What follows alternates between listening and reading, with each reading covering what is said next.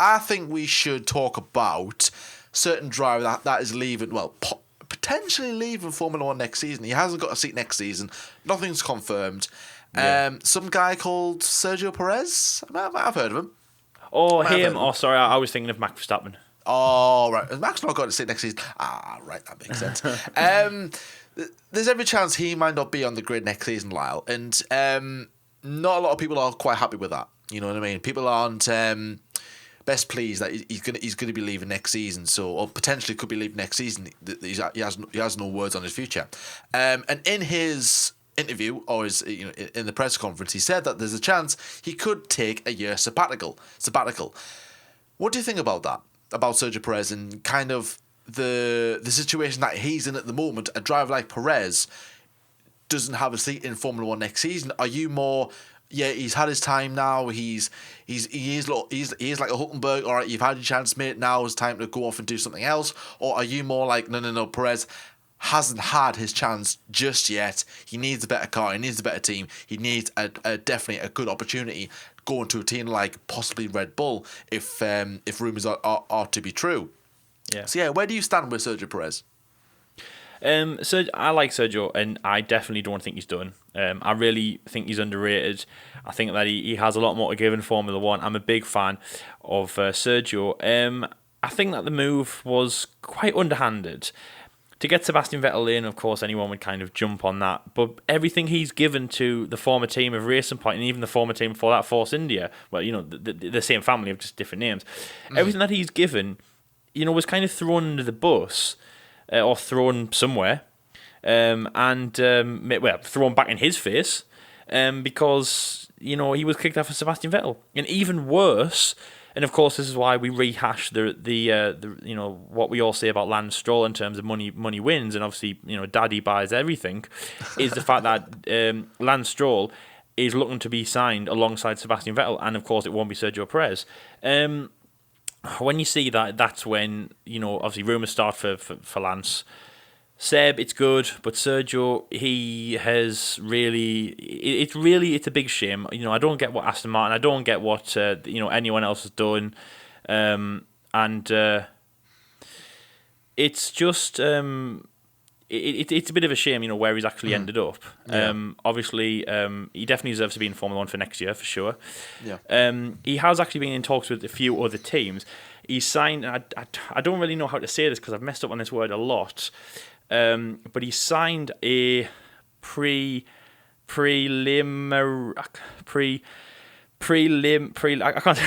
can't say that word, but he's actually signed like a deal with Haas that he actually might sign with them for next year. Obviously, with their two drivers, Kevin Magnussen and Romain Grosjean, not being signed for next year. He's also in talks with Alfa Romeo, obviously, to drive. He was, obviously. This probably is a few weeks out of date. This news article, because of course Kimi and Giovinazzi have now been signed, but he's most likely in talks with the Haas drive, and that probably is his only option. Of course, again, he was in talks with driving for Red Bull Racing to see what happened with Alex Albon, but it looks like he'll be signed.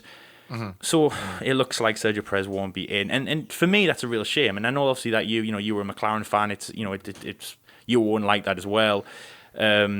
But for me, I'm really disappointed about that. I mean, firstly, when the rumours came around that he could have driven for Red Bull Racing, I was a big fan of that because I don't know, to have him in the seat would have been a bit of fresh air. And of course, I can't really make my mind up about Albon. So if Red Bull Racing can make their minds up for us, then I'll just take whatever they can come across. And I think Verstappen and Perez would be a good lineup in the car for 2021.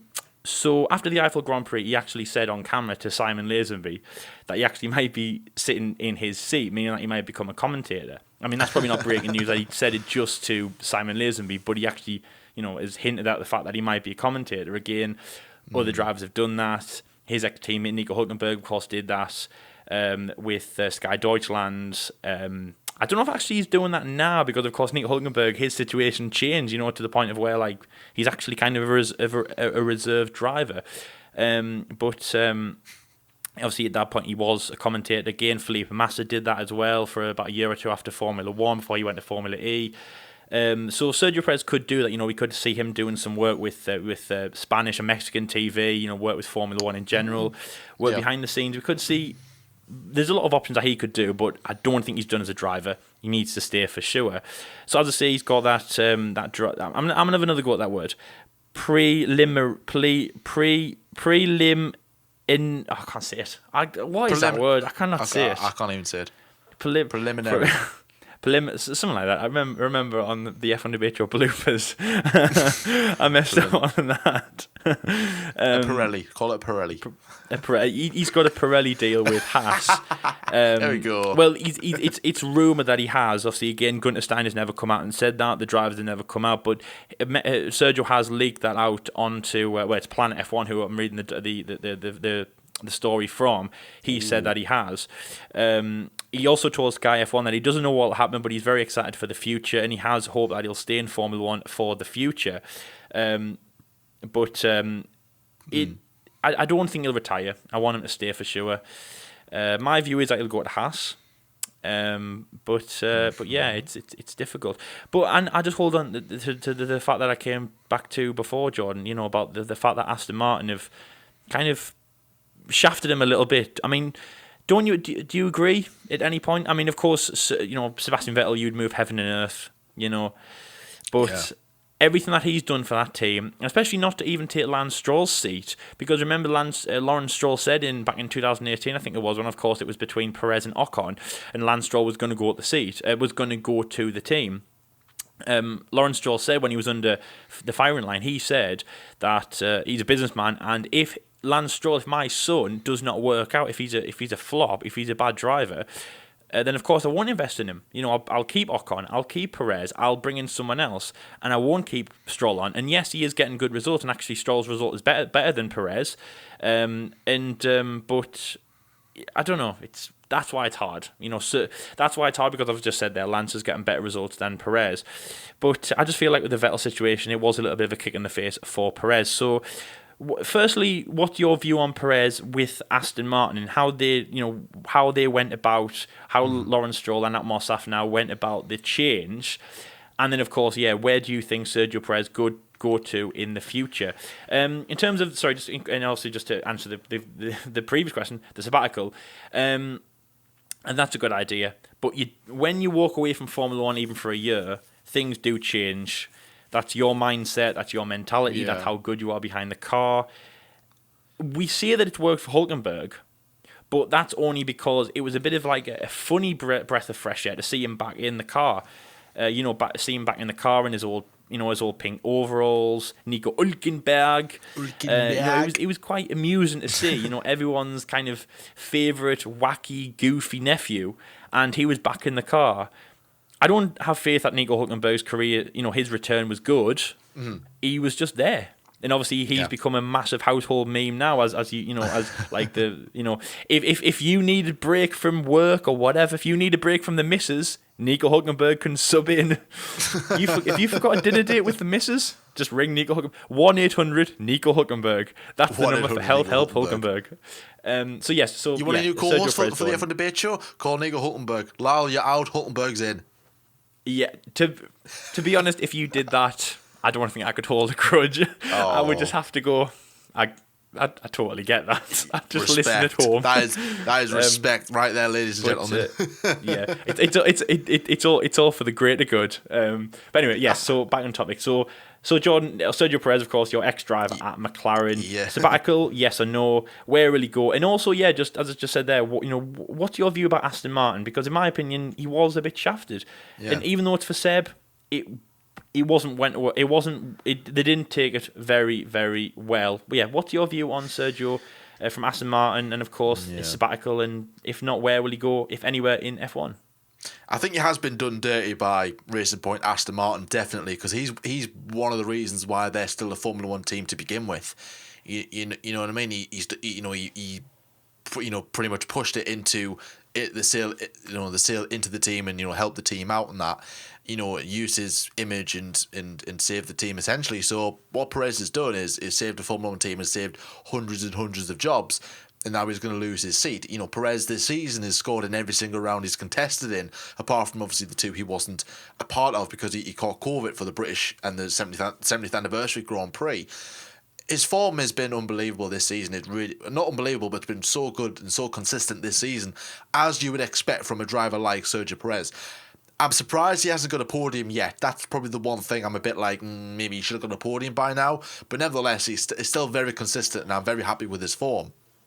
And he's been shafted for Sebastian Vettel, which, you could look at it, right, okay, Sergio Perez, a guy who's been on the podium a handful of times against a 4-time world champion, you know, the third all-time win record driver. On that kind of scale, Sergio Perez doesn't stand a chance. But on recent form, you could say, well, Vettel hasn't been himself since 2019, but part of 2019, and now this season. And Perez has been so consistent and so up there on driving ability, you could say, well, Perez deserves to be there over Sebastian Vettel on that side of things. And I think as well, if the situation where Stroll was there and his dad didn't own the team, in my opinion, I think Stroll would have been dropped. Now, nothing against Lance Stroll, but I think maybe they would have went, right, okay, what are we gonna go for here? Because would have Stroll brought more money than Perez? I don't know. That's certainly one factor. And even so, even if, let's say, Stroll did bring more money than Perez and Stroll was still heavily backed by his dad, then chances are Stroll could have kept his seat. I don't know, money talks. But also Perez does bring a lot of Mexican money as well. That's one of those things I really don't know. But I would say, it is harsh on Perez. It really is. And Aston Martin are going in the right direction to be a top, a race winning team, potentially a championship winning team one day. And to have a driver like Perez in there, it's very critical and key. He's got a lot of experience, a lot of feedback, and he's very, very quick, very consistent. And then people are going, well, is Vettel going to be that? Is he going to be consistent? Is he going to be quick? And people are cast their doubts over that because of his recent form with Ferrari, which is understandable. And in my view, I would say, well, give Vettel a chance. It is what it is now. It doesn't matter what we say in debate. It's happening. Perez is leaving Aston Martin with Racing Point, and there's a chance he could be leaving Formula One. There's nothing we can do about it. We can only give our opinion. And I'm saying, right, okay, let's give Vettel a good go here. Let's give him a chance. But what does Perez do? Well, I don't think he'll go to Haas. There's talk of him sign that pre-contract. But the P word. the P word. But Gunter Steiner had said that there was 10 other drivers in contention with that seat. And we know one of them is definitely going. Nikita Mazepin, money talks and all that. He brings a lot of money. Now that Alfa Romeo have got their lineup secured, Schumacher, or whoever wins the championship, will be in that other seat. It's going to be a Ferrari Junior Academy driver, I believe. Either Ilott or Schumacher, probably more so Schumacher. There is talk of him going to Red Bull. That's where I would like him to go. However, with Helmut Marko the way he is, how stubborn Red Bull are, I think they will retain Albon. I've said in previous videos, he's a dead man walking. He is toast. He should be, but he won't be. I don't think he will be. Because who Red Bull got to go for there? If they go for someone outside the programme, then their little experiment and program, it's failing. There's no one else ready. What I said last week is that Red Bull are between a rock and a hard place, and the fact that anything that they do, which to be honest, they can't make a right move, Jordan. They cannot make a good move. If they sign Hulkenberg, they've made a bad move because they've dropped Albon. If they sign Perez, they've made a bad move because they've dropped Albon. Even though it's a good move, because obviously Hulkenberg is, I would say he's on par with Albon, but as I just said there, his return isn't great. I do feel like he's more experienced. He's definitely more experienced. And again, I think the Red Bull would like that. And again, when the rumours came around that he might take the seat off Albon, that's why I was behind Hulkenberg to take it, because obviously, get someone in with experience as a stocking filler, and then obviously see what happens after that.